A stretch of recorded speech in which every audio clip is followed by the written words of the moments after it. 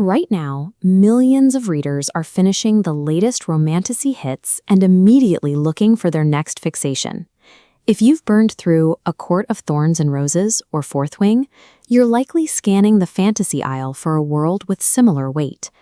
Jennifer L. Armentrout built this as a high-investment ecosystem. You're looking at 10-plus books, most clocking in between 600 and 800 pages, and the story is still actively expanding.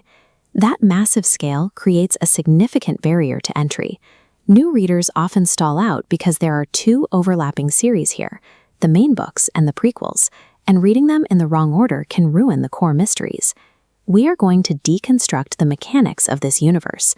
By looking at the pacing, the lore, and the reading orders, you can decide if the required time investment aligns with your specific reading habits.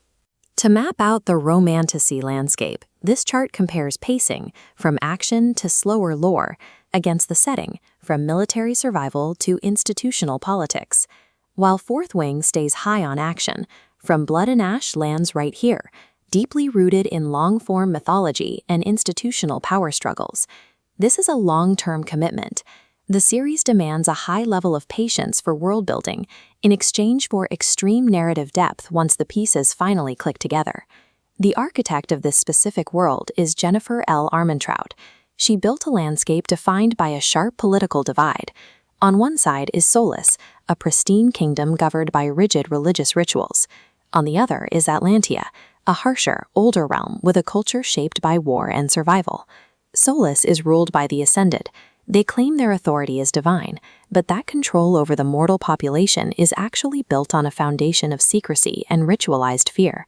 The protagonist, Poppy, is raised in total isolation as the Maiden, treated as a sacred object rather than a person.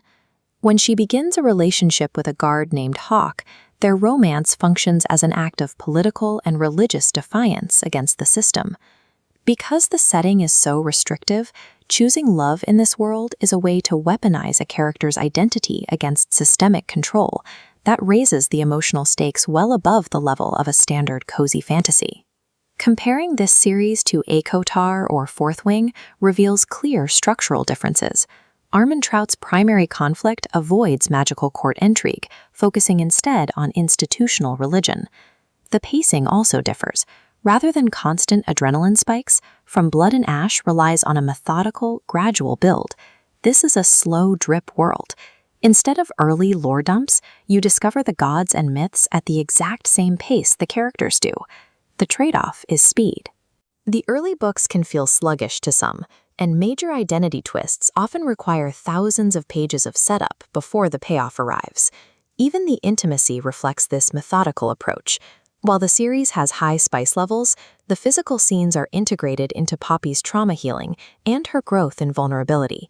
These payoffs are massive, but they are earned through thousands of pages of investment. The series effectively penalizes readers who are looking for a crisp, low-effort fix. If you decide the world is worth the time, you hit the central problem for most new readers: the existence of the main Blood and Ash books running alongside the Flesh and Fire prequels. We evaluate the three paths using this scorecard. The chronological approach provides a linear timeline, but ruins major surprises. Second, the main series-only path ignores the prequels. This streamlined POV means you miss the context, giving late-game shifts their weight. The third option, alternating order, yields the highest scores for lore and emotional impact. The cost is a much higher cognitive load. You have to juggle two different timelines and dozens of overlapping characters simultaneously. Your chosen reading order determines the impact of the author's biggest twists. It is the most consequential decision you make before starting the first chapter. To find your entry strategy, we'll use a simple diagnostic. It starts with one question. Do you hate unfinished series? If you need a tidy, completed ending right now, follow the yes path. You should either skip the books or wait for the Sony TV adaptation that is currently in development. If you're okay with an ongoing story, we move to the next filter. Are you looking for high-adrenaline, military-style action? If the answer is yes, you will likely find this series frustrating.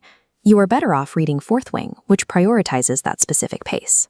But if you enjoyed dark religious lore, heavy moral ambiguity, and long-term world building, you have reached the final node. You are the specific reader this world was built for. If you opt in, commit to that alternating publication order. It's more work, but it ensures the narrative twists hit with their full weight. From Blood and Ash asks for a trade.